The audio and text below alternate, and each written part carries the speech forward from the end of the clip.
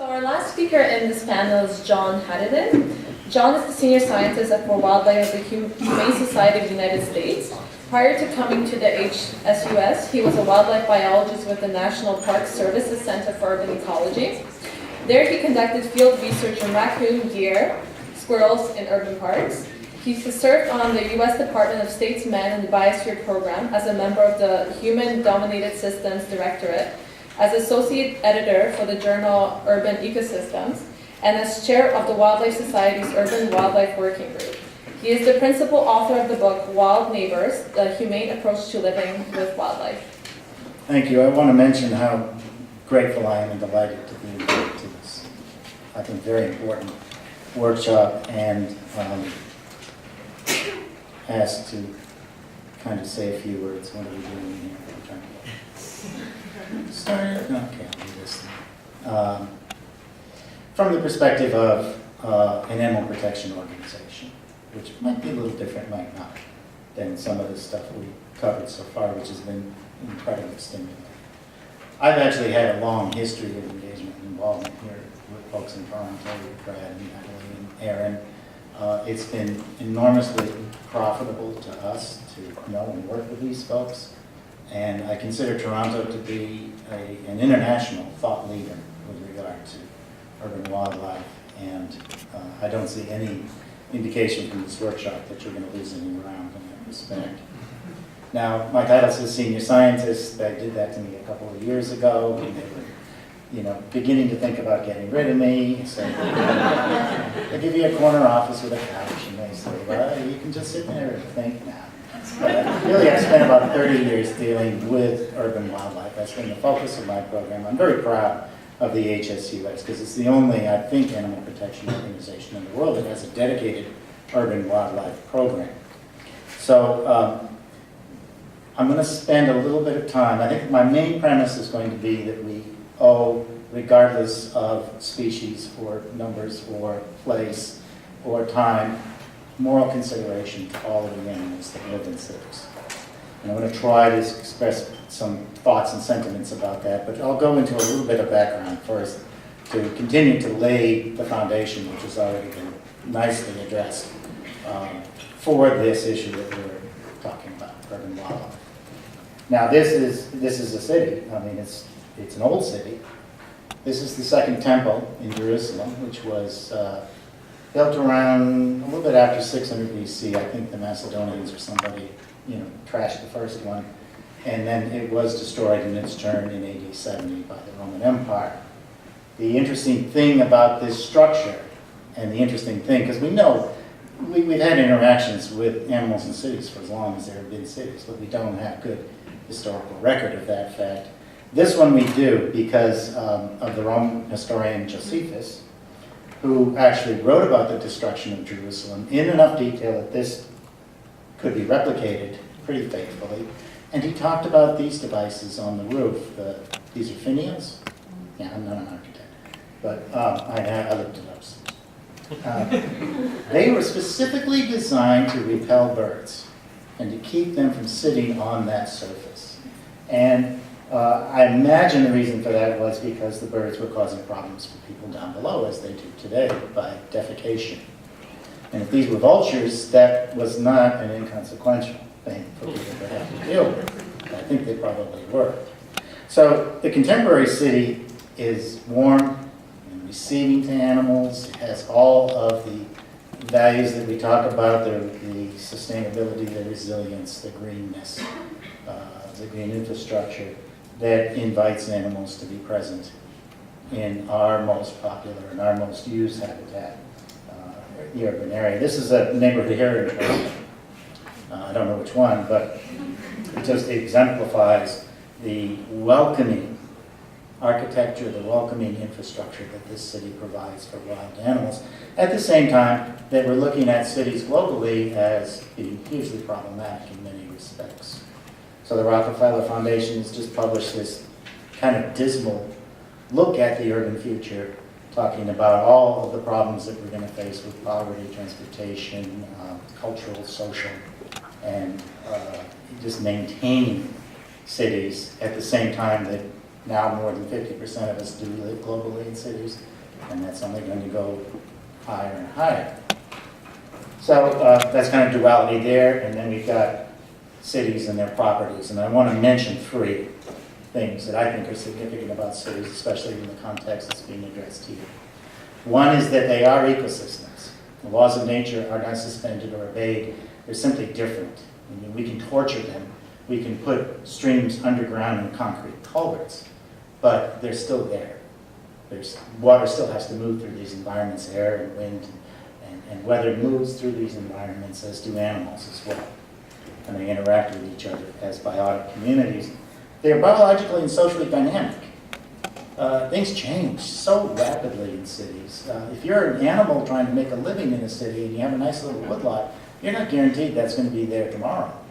So you have to be, whatever else you are, adapted to change and able to move quickly. And then if you look at the human social environment in the cities, it is so diverse and so complex. There's so many different people with different ways of thinking and conceptualizing things that there really is a lot there to deal with. Now, cities bring the idea of value too. What do people value? What do they want? And this is one of the things that they value. Birds. You look at ecologically what's going on in cities. This animal is far less consequential than organisms living under the soil. It's far less consequential ecologically, all of the suite of wildlife that we have, than the way water moves through the city, the vegetation of the city. But this is what people value socially. They're not going to support, and we tried this, the support your soil nematode program, save the soil nematodes. Even when you make it save the baby nematodes, they don't even care. So, you have to be smart and think, let's save the birds. And that is what people value, and that is why it's important that we focus on wildlife. That's really where it comes in. There are conflicts, no question about it, as we discussed. This one, actually this is a titled slide, this is resting between depredations. And this animal is vying, locked in conflict with another animal as the number one problem causer in North America. Now here I know it's probably the raccoons that went out. Other places it's the squirrels. And I was going to throw in a remark here about this is really Trump versus Cruz. But I thought about that. I said, why demean these animals? So the raccoon and the squirrel cause problems at the level typically of the individual property or homeowner or on a case-by-case basis. They're the problems as individuals. Other animals, the geese and the deer, present us with a different sort of conflict scenario, and that is one that is a community-based one. So the geese in the local park or the deer in the local park, these are problems that communities, neighborhoods, even sometimes municipalities must address. There's a little bit different script that has to be written for these sorts of situations. And we have to really, I think, ask first, before we do anything, what is a conflict? I show this slide to a lot of people, and I usually say, well, what's going on here? What's happening?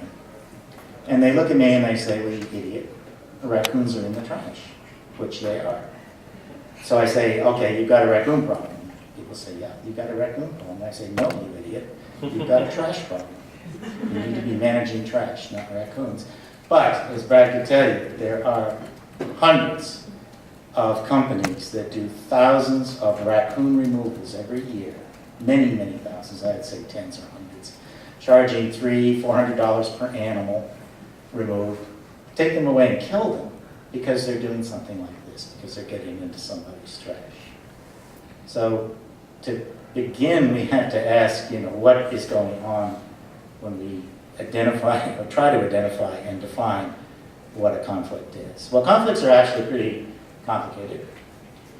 They can be events, they can be processes. The event is a raccoon in your chimney, the process is deer in your local park. They have spatial and temporal dimensions, certainly, and they have all of these attributes such as time and periodicity, sequencing, and intensity. that you have to take into consideration when you're trying to create a solution to a conflict. And they can be controlled, managed, stabilized, or resolved. So when you're talking about addressing wildlife conflicts, you really have a lot on your plate that you need to take into consideration before you begin to look to solutions. Last week I get a call from someone in Houston. Their community is going to have an emergency meeting that night because the property management has decided to round up all the muscovy ducks and the Peking ducks on the property and kill them. And this is going to happen. And the property managers are being adamant about this. The best they can do is to create an emergency meeting to discuss. And what do you advise these people to do? What do you know about this problem? What do you know about its history? What do you know about its intensity and duration? What do you know about that community? You can't even begin to offer people solutions when things are pressed upon you at the very last second. All right, that's my background. What I want to talk about now is kind of, the moral dimensions of all of this sort of work that we do. I want to talk about humaneness, because humaneness is a very difficult topic to us, to others. Sometimes it's said to be purely subjective. It sometimes is said to be, the necessary criterion that we have to manage for or reach. Yet, if you look, and this is actual grabs from the Yellow Pages in Washington, D.C., there are so many people out there who hijack this term and are using it for their own purposes, which is to sell and market their business. We know all of these companies because we run a Gates-type operation in Washington, D.C. We run into them all the time.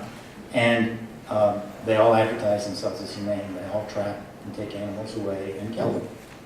Or at best relocate them, which we know is not a humane solution to an animal conflict, to a squirrel or a raccoon. So we want to try to objectify some of the concepts we're dealing with here when we talk about things like humaneness.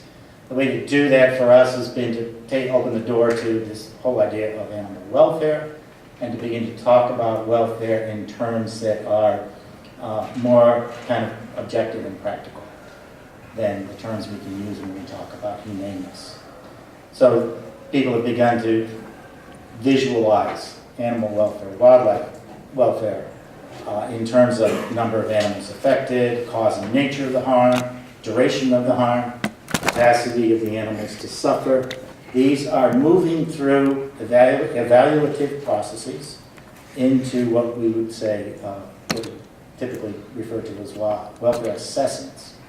This one is proposed by Trudy Sharp and Glenn Saunders. They're a couple of our colleagues in Australia who've given a lot of thought to exactly what it is when we talk about the compromises that we impose on animals in conflict resolution situations.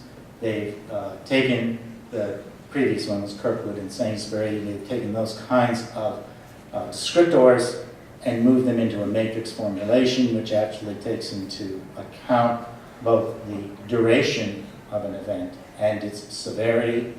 And it works pretty well, we think, to bring people who can sit at a table, even if they have huge differences of opinions, and work through processes, or processes as you would say, of evaluation and consensus. So here I am, I come from a world in which this trap that catches animals alive is called a humane trap. And that's our jargon, that's what we've used all for many, many years. And here's a humane trap that was set on a roof in Alexandria, Virginia on a July day, or a July night actually. It caught the animal that night sometime. It was still 90 degrees at 3 o'clock that morning. The animal sat there through sunrise when the temperature on that roof probably went to 120, 130. And by the time our folks followed up on this, other companies' work, that animal had died a horrific death. And there was no reason for that, except that the other company was busy doing other jobs and the technician just didn't get around to servicing this one. So this is not a humane trap. It is a trap that is inappropriately used, and we need to kind of like focus on exactly what we're talking about when we advocate humaneness.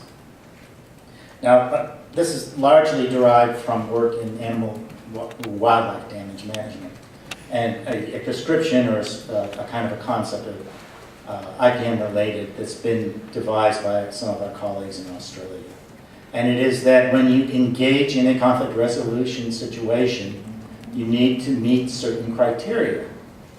And if you don't meet those criteria, then you have to question whether your approach to getting rid of horses on rangeland.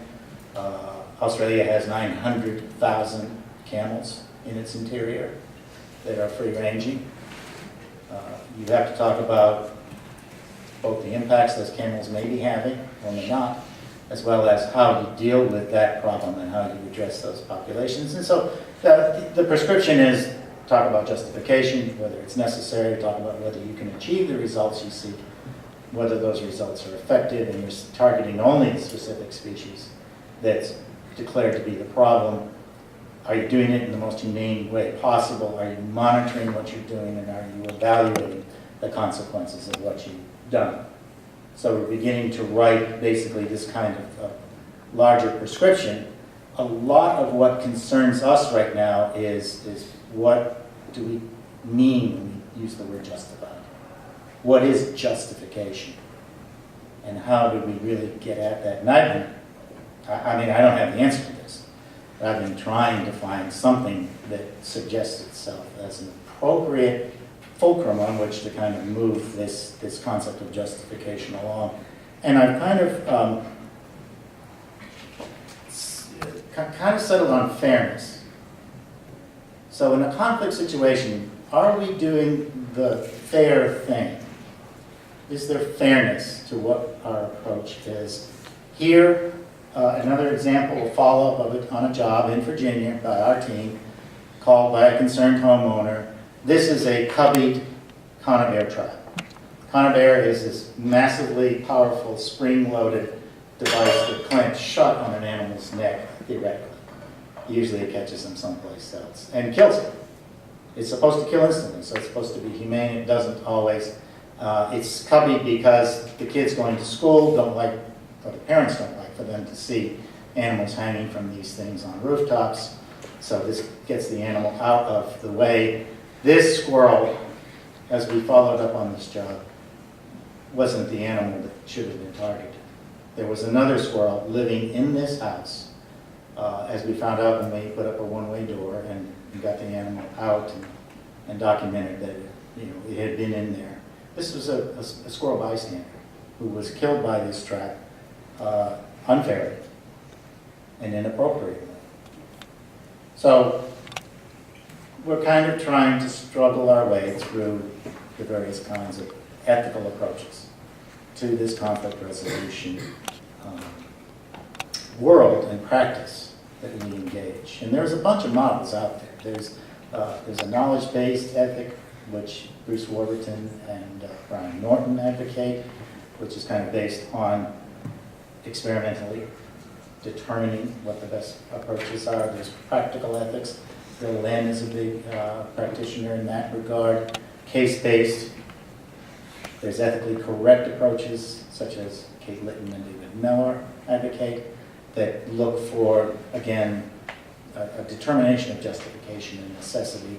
And then there's my choice, which would be the minimum ethic, because I think we need to start at the ground level. This is something that's advocated by Jeffrey Lockwood and to a certain extent Michael Samways. They're entomologists. We're talking about how should we treat insects? How should we treat insects? Since they didn't come into discussion today, it's part of this world. Simply and plainly, we need to refrain from causing harm or suffering or death to animals who are not causing us harm or causing us only trivial harm.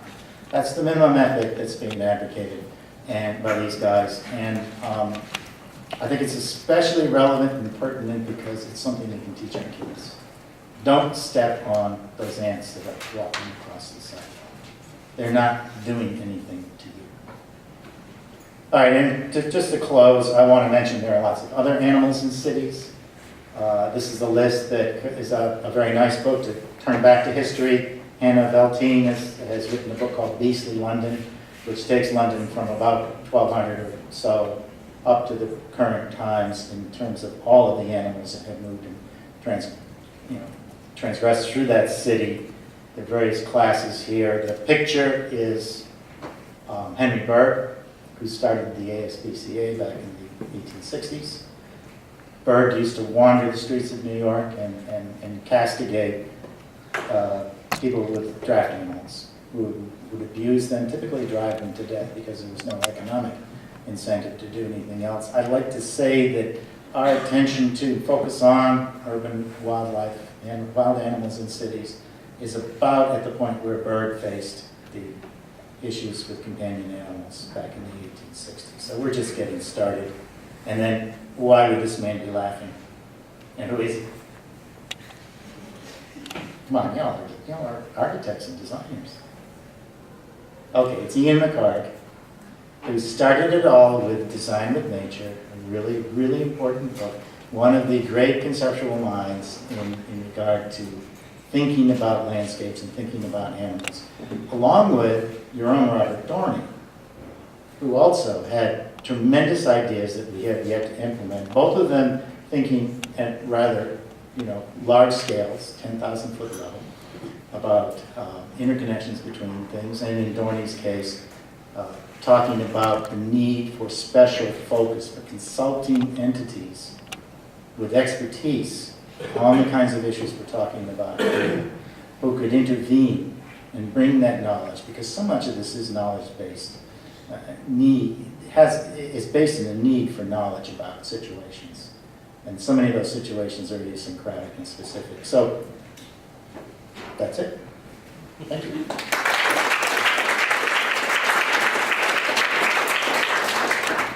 So any questions for John? 5 or less. Sue? Yeah, thanks for that.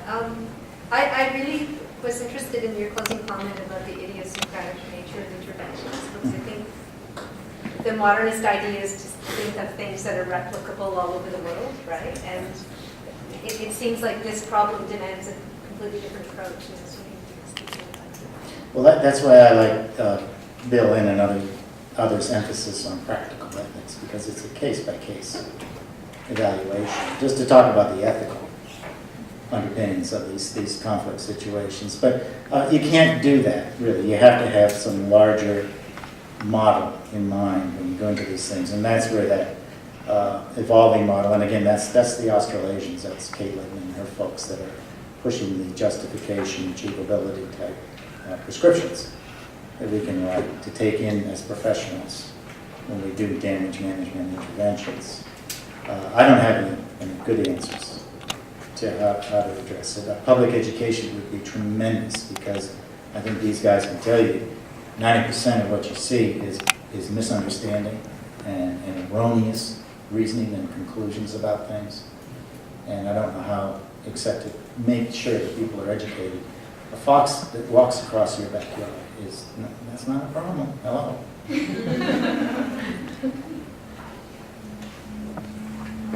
Okay, you good? Okay. Any other questions? I think there is. Is there a question in the back? No? Okay. Sure, let's start with Jocelyn. Oh, I was just, I was really struck by the example of the not so humane trap, and how it's so, even though it might be called humane, it's so dependent on its context, where it's placed, when, what time of the year, and so on. And I just wonder, and maybe you mentioned this, but have you or others come up with terms, so not calling necessarily a trap humane, but instead something like a whole situation or a whole circumstance with contingencies, like, trying to define that situation a bit better, or maybe that has to do with education as well? Well, our approach there has been kind of pushing for reforms. As you're doing here right now in Toronto, we try to get those businesses and those practitioners who are registered to do the kind of nuisance abatement work trained, licensed, and those licenses are contingent upon them following certain best practices. And those best practices would say, anytime a roof gets over a certain temperature, or you can have a reasonable expectation that it will, you don't set that trap.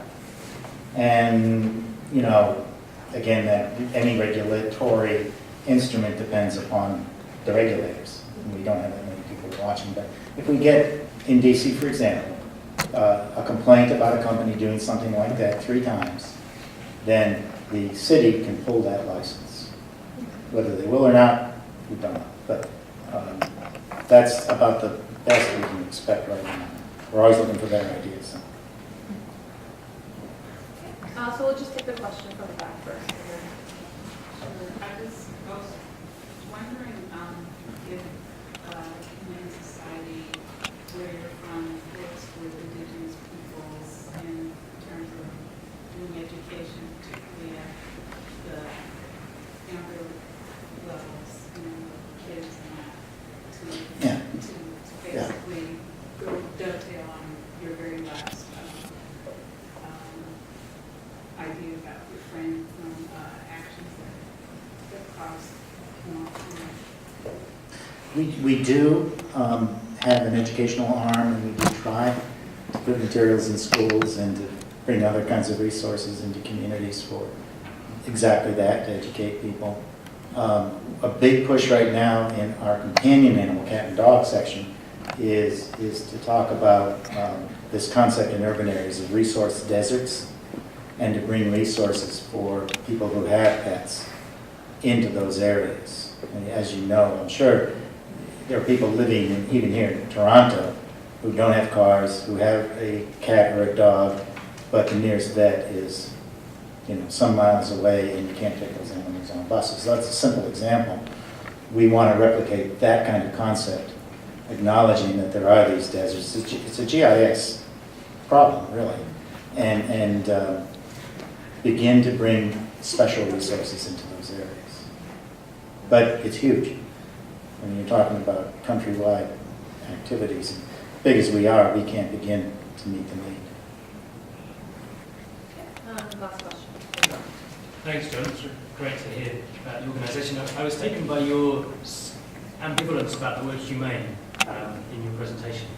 And I guess there's been some discussions, kind of philosophical discussions, about a problem with configuring our care around the figure of the human.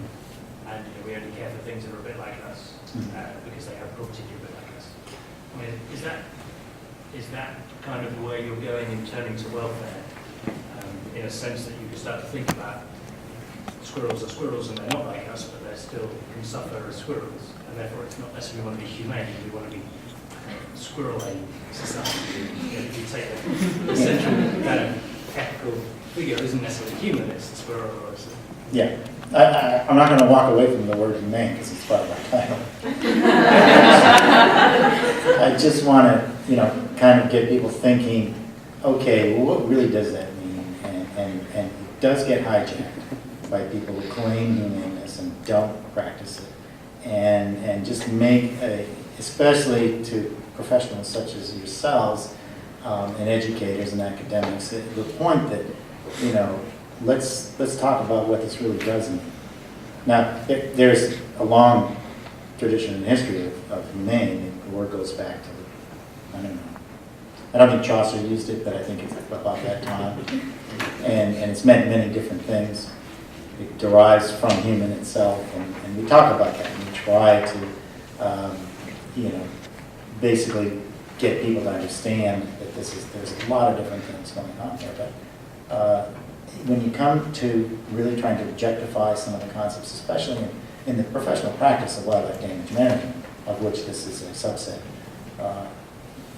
you really have to force people to think in more objective terms and bring other things to the table that you can then put into programs and plans and make people